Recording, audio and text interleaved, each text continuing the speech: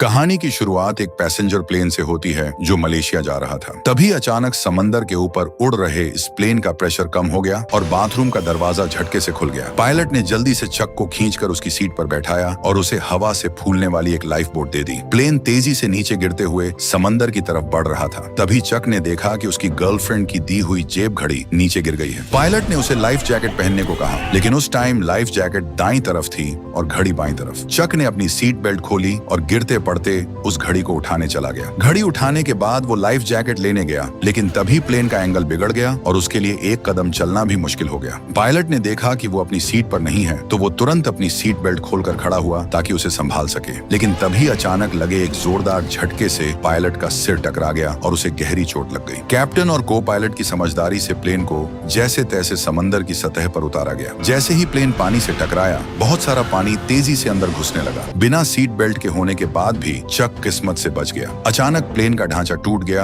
और अंदर तेजी से पानी भरने लगा। चक ने अपनी लाइफ बोट को खोला, जिसके हवा के दबाव ने उसे ऊपर की तरफ खींचा, लेकिन बोट से जुड़ा हुआ सामान डूबते हुए प्लेन में ही फंस गया था। डूबता हुआ प्लेन उस लाइफ बोट को भी गहरे समंदर में खींचने लगा। किस्मत अच्छी थी कि चक की जान बच गई, क्योंकि बोट की रस्सी अचानक टूट गई और वो लाइफ बोट के सहारे ऊपर आ गया। समंदर की सतह पर आने के बाद उसने अपनी पूरी ताकत लगाकर बोट पर चढ़ने की कोशिश की और उसके किनारे को कसकर पकड़ लिया, लेकिन वो धीरे धीरे प्लेन के चालू इंजन की तरफ बहने लगा। पीछे के खतरे को देखकर वो तुरंत अपनी जान बचाकर भागा। तभी इंजन में आग लगी और एक जोरदार धमाका हुआ। धमाके के झटके ने उसे सीधे पलट दिया और वो फिर से पानी में जा गिरा। टूटा हुआ प्लेन किसी बहुत बड़े समुद्री राक्षस की तरह धीरे धीरे समंदर की गहराई में डूब गया। लेकिन चक की मुसीबतें अभी खत्म नहीं हुई थीं। चक को न सिर्फ समंदर के भयंकर तूफान और बारिश का सामना करना था, बल्कि एक के बाद एक आ रही ऊंची लहरों को भी झेलना था। वो बस लाइफ बोट की रस्सी को कसकर पकड़े रहा। इस तरह न जाने कितना वक्त बीत गया। अचानक लाइफ बोट की हवा निकल गई, क्योंकि एक नुकीली चट्टान से टकराकर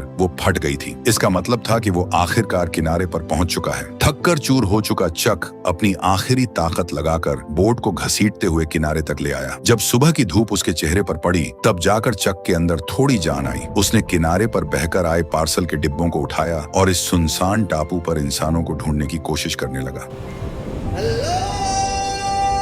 गला फाड़ फाड़ कर बहुत देर तक आवाजें लगाने के बाद भी जब किसी ने जवाब नहीं दिया, तब उसे समझ में आया कि वो एक बिल्कुल ही सुनसान टापू पर आ फंसा है। उसकी जेब में रखा पेजर समंदर के पानी से भीगकर पहले ही खराब हो चुका था। गर्लफ्रेंड की दी हुई घड़ी भी टूट चुकी थी, हालांकि उसके अंदर की फोटो अभी भी बिल्कुल सही सलामत थी। यही फोटो इस टापू पर उसके जिंदा रहने का सबसे बड़ा सहारा बन गई। बचने की उम्मीद में चक ने अपने पैरों से रेत पर बड़ा सा हेल्प लिख दिया, ताकि ढूंढने आने वाले प्लेन को वो दिख सके। सूरज ढलने तक उसे कोई भी इंसान नजर नहीं आया। आसपास का सीन देखने में बहुत शांत था। शहर के शोर से दूर सिर्फ लहरों की धीमी आवाजें आ रही थीं, लेकिन चक के लिए ये सन्नाटा बहुत ही डरावना था। रात होते ही घने अंधेरे ने उसके डर को और ज्यादा बढ़ा दिया। चारों तरफ से आ रही अजीब अजीब आवाजों की वजह से वो लाइफ बोट के अंदर छिप गया और हाथ में चप्पू लेकर अपनी सेफ्टी के लिए बैठ गया। इस तरह उसने जागते हुए पूरी रात निकाल दी। सुबह तक कुछ नहीं हुआ, यहाँ तक कि रेत पर लिखा हुआ मदद का मैसेज भी लहरों से आधा मिट चुका था। फिर उसने समंदर से दूर एक सूखी जगह चुनी और वहां लकड़ियों से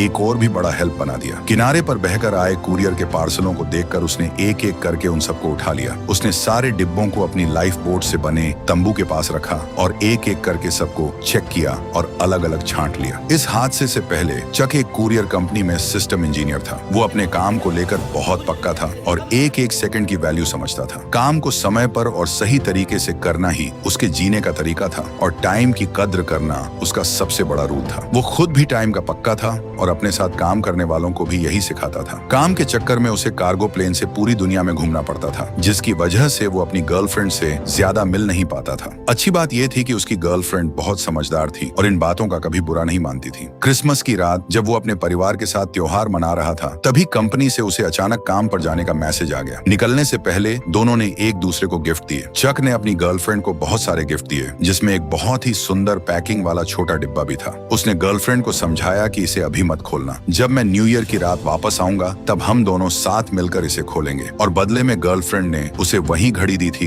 जिसमें उसकी फोटो लगी हुई थी। चक को लगा था कि ये ट्रिप जल्दी खत्म हो जाएगी, लेकिन किसे पता था कि प्लेन हादसे की वजह से वो इस सुनसान टापू पर आकर फंस जाएगा। जो खूबसूरत वक्त वो अपनी गर्लफ्रेंड के साथ बिता सकता था, अब वो सिर्फ कुछ पार्सल के डिब्बों के साथ बिताने को मजबूर था। जब वो पार्सलों को संभाल रहा था, तभी कल रात वाली अजीब आवाज फिर से सुनाई दी। वो डरते हुए धीरे से खड़ा हुआ और चारों तरफ देखने लगा। उसकी तो सांस तक रुक गई थी। तभी उसके ठीक सामने ऊपर से एक नारियल आकर गिरा। तब जाकर उसे समझ आया कि वो डरावनी आवाजें असल में पके हुए नारियलों के गिरने की थी। दिन भर से प्यासे चक ने तुरंत बहुत सारे नारियल इकट्ठे किए। वो पागलों की तरह एक नारियल को पत्थर की दीवार पर पटकने लगा। इस सुनसान टापू पर फंसे होने की वजह से उसने कई दिनों से कुछ भी खाया पिया नहीं था। जब दीवार पर पटकने से कुछ नहीं हुआ तो उसने एक नुकीला पत्थर उठा लिया, लेकिन वो जंगली नारियल बहुत ही ज्यादा कड़क था। उसने एक और पत्थर उठाया और उस पर पागलों की तरह मारने लगा, लेकिन हुआ ये कि पत्थर के ही कई टुकड़े हो गए। अपने हाथ में उस नुकीले पत्थर को देखकर उसे तुरंत एक आइडिया आया। उसने उस पत्थर को चाकू की तरह इस्तेमाल किया और नारियल के छिलके को काटना शुरू कर दिया। फिर बड़े आराम से उसने पूरे नारियल को छील डाला। नारियल के अंदर का कड़क हिस्सा मिलने के बाद उसने उसे नुकीले पत्थर पर जोर से मारा, लेकिन अंदर का सारा पानी बह गया और उसके लिए एक बूंद भी नहीं बची। जब उसने दूसरा नारियल छीला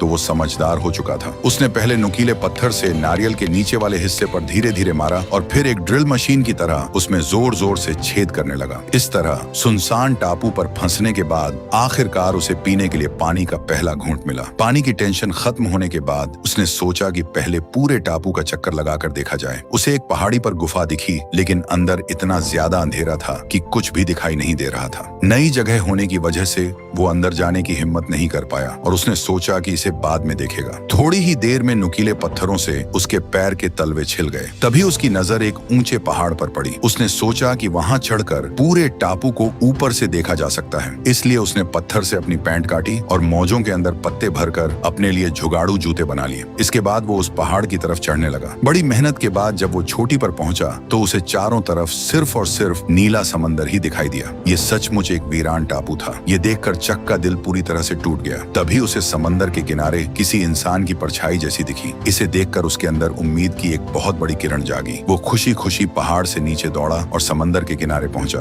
लेकिन जब वो तैरकर उस आदमी के पास गया तो देखा कि वो पानी में फूल कर सड़ चुकी एक लाश थी। चक ने अपना मुंह दबा लिया। उसका दिल बहुत दुखी हुआ, लेकिन दुख के बाद भी वो उस लाश को खींचकर किनारे लाया, क्योंकि इस वक्त उसे हर उस चीज की जरूरत थी जो उसके काम आ सके। उसने सबसे पहले लाश के पैरों से जूते उतारे और अपने पैरों से नाप कर देखे। जूते थोड़े छोटे थे, लेकिन चक जैसे जुगाड़ू बंधे के लिए ये कोई बड़ी बात नहीं थी। लाश की कमर पर बंधी टॉर्च अभी भी जल रही थी, जो रात में काम आ सकती थी। उसके पर्स में न सिर्फ उसका विजिटिंग कार्ड था, बल्कि उसके परिवार की एक फोटो भी थी। इंसान होने के नाते चक ने एक गड्ढा खोदा, लाश को उसमें लिटाया, चेहरे को लाइफ जैकेट से ढका और परिवार की फोटो उसकी छाती की जेब में रख दी। इस तरह उसने उसे वहीं दफना दिया। बाद में चक ने पत्थर की दीवार पर उसकी जन्म और मौत की तारीख भी लिख दी। थोड़े फेरबदल के बाद वो जूते उसके पैरों में बिल्कुल फिट आ गए। मानना पड़ेगा चक जुगाड़ करने में बहुत एक्सपर्ट था, लेकिन नारियल एक तरह से पेट साफ करने वाली दवा का काम करते हैं, इसलिए एक ही दिन में चक को भयंकर दस्त लग गए। इस मुसीबत से बचने के लिए वो जमीन पर गिरे पत्तों पर जमा बारिश का पानी पीने लगा और नारियल के खोल में पेड़ों की ओस इकट्ठा करने लगा। सिर्फ पानी से तो पेट भरता नहीं, इसलिए उसने समंदर में मछली पकड़ने की कोशिश शुरू कर दी, लेकिन मछली पकड़ने का उसे कोई एक्सपीरियंस नहीं था। आधा दिन मेहनत करने के बाद भी एक छोटी सी मछली भी हाथ नहीं लगी। रात को उसे भूखे पेट ही आसमान में चांद को देखते हुए सोना पड़ा। जब अकेलापन बहुत ज्यादा सताता तो वो जेब में रखी अपनी गर्लफ्रेंड की फोटो देखकर दिल को सुकून दे लेता था। आधी रात को जब टॉयलेट के लिए उसकी नींद खुली तो वो समंदर किनारे गया। नींद में ही उसे दूर कोई रोशनी चमकती हुई दिखाई दी। उसे लगा जैसे डूबते को तिनके का सहारा मिल गया हो और वो उस रोशनी की तरफ पागलों की तरह चिल्लाने लगा। जब उसे समझ आया कि आवाज वहां तक नहीं पहुंचेगी तो वो टॉर्च उठा लाया और समंदर की तरफ रोशनी चमकाने लगा। उस वक्त वो बस यही सोच रहा था कि काश ये रोशनी थोड़ी और तेज होती, क्योंकि ये बहुत ही हल्की थी। तो चक ने लाइफ बोट को खोला, कपड़े को सिर पर लपेटा और सुबह की निकलती धूप को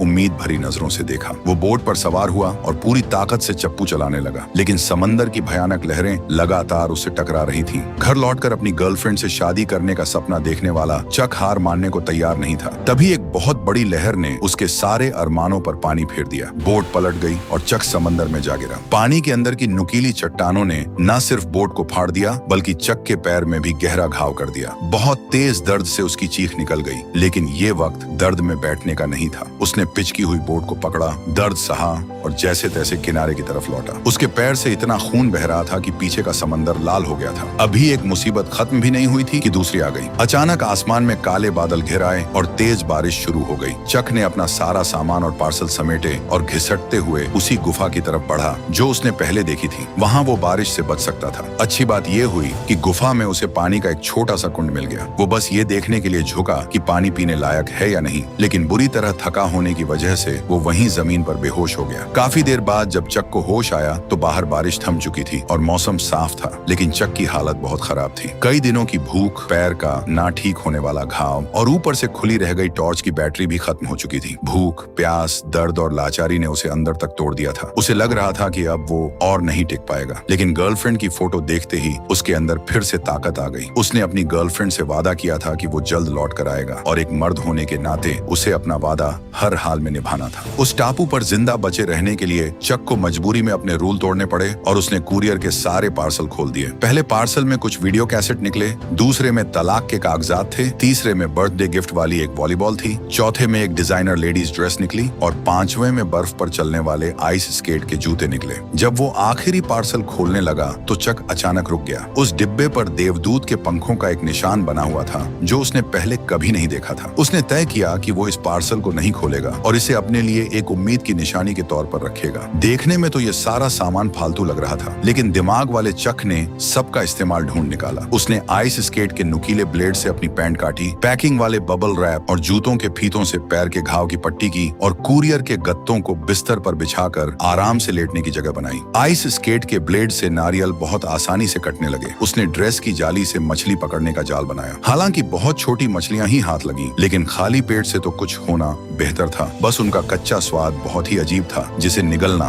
मुश्किल हो रहा था। जब ये तरीका काम नहीं आया तो उसने स्वाद बदलने का सोचा। उसने आइस स्केट के ब्लेड से एक लकड़ी को नुकीला किया और आराम से एक केकड़ा पकड़ लिया, लेकिन कच्चा केकड़ा खाना उसके लिए और भी ज्यादा घिनौना था। इस मुसीबत को खत्म करने के लिए आग जलाना बहुत जरूरी हो गया था, इसलिए उसने लकड़ी रगड़कर आग जलाने की कोशिश शुरू कर दी। उसने तलाक के कागजों को फाड़कर आग जलाने के लिए रख लिया। इसके बाद वो पागलों की तरह लकड़ी को दोनों हाथों से घुमाने लगा। दिन से रात हो गई और रात से सुबह। उसके दोनों हाथ इतने सूज गए कि वो लकड़ी भी नहीं पकड़ पा रहा था, लेकिन आग की एक चिंगारी तक नहीं निकली। उसने सोचा कि पहले थोड़ा नारियल खाकर पेट भरा जाए, लेकिन थोड़ा सा नारियल चबाते ही उसके सड़े हुए दांत में भयंकर दर्द होने लगा। वो पत्थर से नारियल को पीसकर खाने की सोच ही रहा था कि उसे एक नया आइडिया आया। उसने सोचा कि लकड़ी को गोल घुमाने से हाथों में दर्द होता है, तो क्यों ना इसे आगे पीछे तेजी से रगड़ा जाए। चक ने जो सोचा वो तुरंत कर डाला। थोड़ी ही देर में वो पसीने से भीग गया। आग तो नहीं जली, लेकिन पसीने की वजह से हाथ फिसलकर छिल गया और खून बहने लगा। बार बार के फेल होने से वो पूरी तरह टूट गया। उसने गुस्से में आग जलाने वाले औजार फेंक दिए और वॉलीबॉल को भी दूर उछाल दिया। फिर वो समंदर की तरफ मुंह करके पागलों की तरह चिल्लाने लगा। पैर का दर्द अभी गया नहीं था और हाथ में भी नई चोट लग गई थी। ऐसी हालत में कोई भी टूट जाता। चारों तरफ फैला नीला समंदर, सफेद लहरें और ठंडी हवा, सब कुछ बहुत शांत और खूबसूरत लग रहा था। लेकिन चक जानता था कि जिंदा रहने के लिए इन चीजों की जरूरत नहीं है। शांत होने के बाद उसने समंदर के पानी से अपने हाथ का घाव धोया और मजबूरी में फिर से लकड़ी उठाई, क्योंकि वो समझ चुका था कि सिर्फ आग ही उसे जिंदा रख सकती है। बैठने के बाद चक की नजर उस वॉलीबॉल पर पड़ी जिसे उसने गुस्से में फेंका था। उस पर लगे खून से सने हाथ का निशान किसी इंसान के चेहरे जैसा लग रहा था। चक ने कपड़े के टुकड़े से उस पर आंखें और मुंह बना दिया, उसे एक लकड़ी के खंभे पर रखा और उसका नाम विल्सन रख दिया। उस दिन से विल्सन उस वीरान टापू पर चक का अकेला साथी बन गया। अब एक साथी का साथ पाकर चक को नई ताकत मिली और वो फिर से लगातार लकड़ी रगड़ने लगा। मेहनत करते करते वो विल्सन से मजाक भी कर रहा था। जब उसने पीछे मुड़कर देखा तो लकड़ी से सचमुच चिंगारी निकल रही थी, लेकिन आग नहीं पकड़ पाई। उसने देखा कि नीचे से हवा नहीं मिल पा रही थी, इसलिए उसने फौरन नीचे एक छोटा गड्ढा बनाया ताकि ज्यादा हवा आ सके और फिर दोगुनी ताकत से रगड़ने लगा। माथे से पसीने की बूंदें टपक रही थीं और तभी सूखी घास से घना धुआं निकलने लगा। चक फौरन नीचे झुका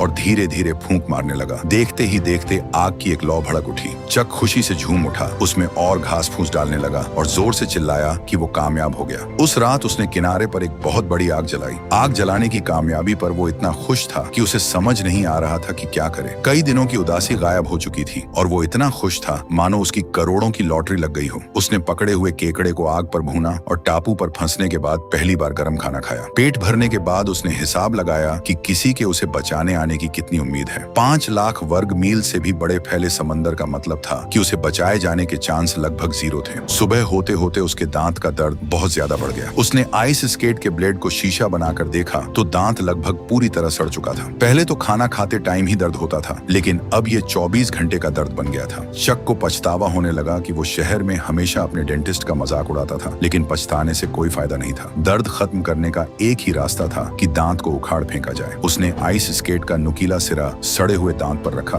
और हाथ में एक भारी पत्थर उठा लिया। 2-3 बार सही निशाना लगाकर उसने जोर से पत्थर आइस स्केट पर दे मारा। सड़ा हुआ दांत टूटकर बाहर गिर गया और दर्द की वजह से चक वहीं सीधा बेहोश हो गया। आग ने उम्मीद जगाई और इसी तरह वक्त भी बीतता गया। आग की परछाई के साथ कहानी सीधे 4 साल आगे बढ़ जाती है। अब तक चक की मछली पकड़ने की कला एकदम जबरदस्त हो चुकी थी। वो इस टापू का नंबर 1 शिकारी बन चुका था। अब वो मछलियों को पकाने की मेहनत भी नहीं करता था, बल्कि खाली नजरों से देखते हुए उन्हें कच्चा ही चबा जाता था। उसका हुलिया किसी मॉडर्न इंसान से बदलकर टार्जन जैसा हो चुका था। गुफा की पत्थर की दीवार पर भी पिछले 4 सालों का कैलेंडर खुदा हुआ था। जेब घड़ी में लगी गर्लफ्रेंड की फोटो पीली पड़ चुकी थी और विल्सन के भी बाल उग आए थे और वो एकदम खस्ता हालत में हो चुका था। इन्हीं चीजों के सहारे चक इतने सालों से बस एक सही मौके के इंतजार में था। भले ही उम्मीद बहुत कम थी, लेकिन उसने हार नहीं मानी थी। तभी एक दिन समंदर की लहरें बहकर फाइबर का एक बड़ा टुकड़ा किनारे ले आईं, जो किसी टॉयलेट का गेट था। उस पर लिखे शब्दों से पता चल रहा था कि वो अमेरिका का है। उस टुकड़े को देखकर चक सोच में पड़ गया। तभी हवा के एक झोंके ने उस टुकड़े को उड़ा दिया और उसे देखते ही चक के दिमाग में एक बहुत ही तगड़ा आइडिया आया। उसने सोचा कि जब ये टुकड़ा समंदर की लहरों के साथ अमेरिका से यहाँ तक आ सकता है, तो जब हवा और लहरों का रुख वापस उस तरफ होगा तो वो भी हवा के साथ बहकर वापस जा सकता है। हवा, लहरों और मौसम के अपने पुराने हिसाब से उसने जाना कि निकलने का सबसे सही टाइम ठीक 1.5 महीने बाद होगा। 1.5 महीने का वक्त थोड़ा कम था, लेकिन ये साल में एक ही बार आने वाला मौका था,